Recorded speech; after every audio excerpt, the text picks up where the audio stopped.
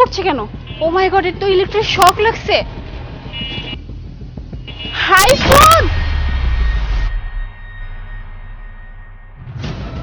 IPhone, আমার এত দিনের ড্রিম। যাক, ভালোই হয়েছে, কোনো কষ্ট ছাড়াই আমি পেয়ে গেছি। কিন্তু না, একে হেল্প করতে গেলে উল্টো আমিই মরবো। এ মরলে মরুক, আমার কি, আমার তো আইফোন পেয়ে গেছি।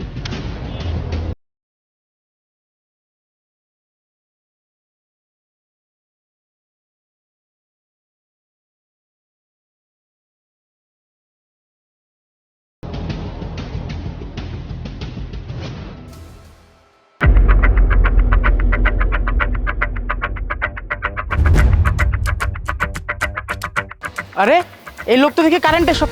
হ্যাঁ, এতগুলো টাকা। হ্যাঁ, এরে বাঁচাবো না, এরে বাঁচাইলে তো আমিও মরবো, এ মুরগের মতো।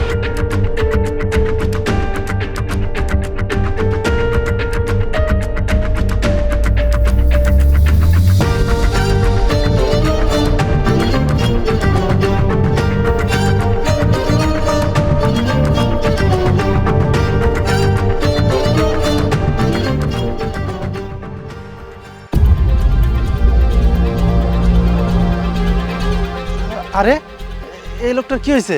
কারেন্ট শট খাইছে নাকি? আমি ধরবো, আমার যদি কারেন্ট শট করে কি করি কি করি কি।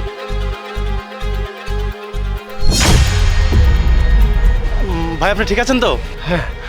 হ্যাঁ ভাই, আমি ঠিক আছি। ভাই দেখে চলবেন না, আরেকটু হলে তো মারা পড়তেন ভাই। ঠিক আছে ভাই। আচ্ছা আমি কি আপনাকে পৌঁছে দিব? না না, আমি যেতে পারবো। আচ্ছা এই যে ভাই আপনার এগুলো পড়ে গেছে, এই যে আপনার জিনিসপত্র পড়ে গিয়েছিল, নিন। ধন্যবাদ ভাই।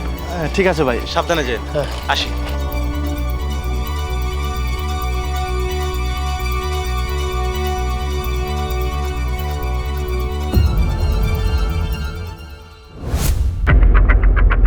আরে আপনারা বসে আছেন এখনো, বাসায় যাননি কেন?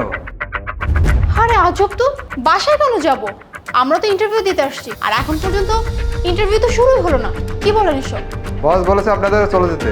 এই তাহলে আমাদেরকে এইভাবে সময় নষ্ট করে টাকার মানে কি? আর আপনার সাথে কেন কথা বলতেছি? আমরা স্যারের সাথে কথা বলতে চাই। আচ্ছা বসের কেবিনে যান। চলেন তো। মিস্টার মারুফ, আপনি খুব সৎ এবং দায়িত্ববান একটা মানুষ।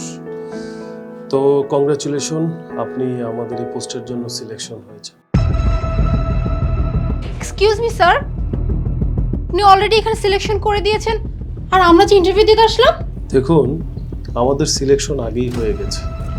স্যার, অন্তত সিলেকশন করার আগে আমাদের যোগ্যতাটা পরীক্ষা করে দেখতেন। ঠিকই তো স্যার, আপনার যদি ইন্টারভিউ নাই নিতে হয় তাহলে অযথা আমাদেরকে কেন ডাকলেন? এত তাড়াতাড়ি সবকিছু ভুলে গেছেন? সকালের কথা মনে আছে?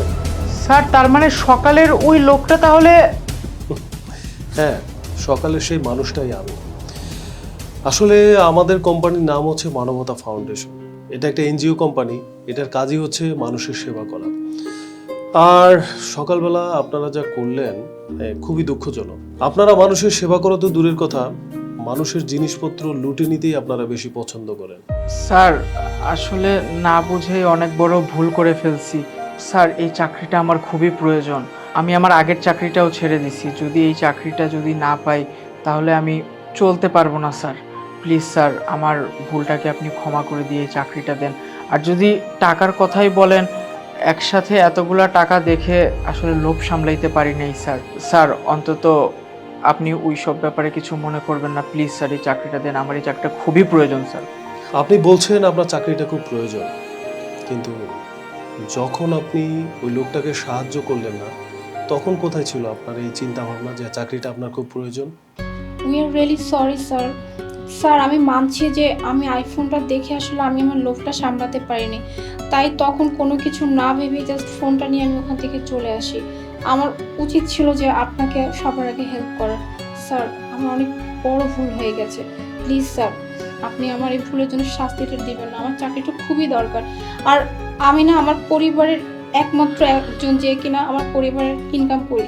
স্যার প্লিজ, আমার এই চাকরিটা খুবই দরকার।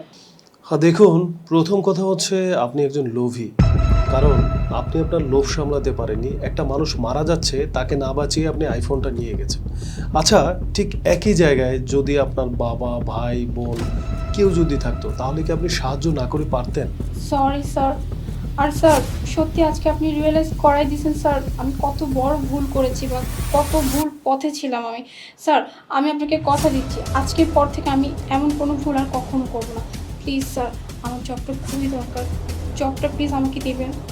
স্যার আমাকেও আপনি মাফ করে দেন, এরকম কাজ আর কখনো হবে না স্যার। দেখুন, আমাদের সিলেকশন অলরেডি হয়ে গেছে। আমরা সেই যোগ্য লোকটাকে পেয়ে গেছি যে পোস্টের জন্য আমরা নিয়োগ দিয়েছিলাম। কংগ্রাচুলেশন মিস্টার মারুফ, আপনারা এখন আসতে পারেন। দাঁড়ান, আপনি টাকার বান্ডিল আর আপনি হচ্ছে আইফোনটা রেখে যান।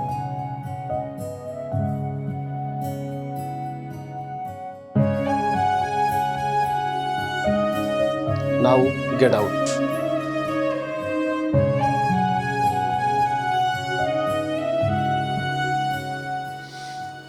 মিস্টার মারুফ, আপনি চাইলে আগামীকাল থেকে আমাদের কোম্পানিতে জয়েন করতে পারেন।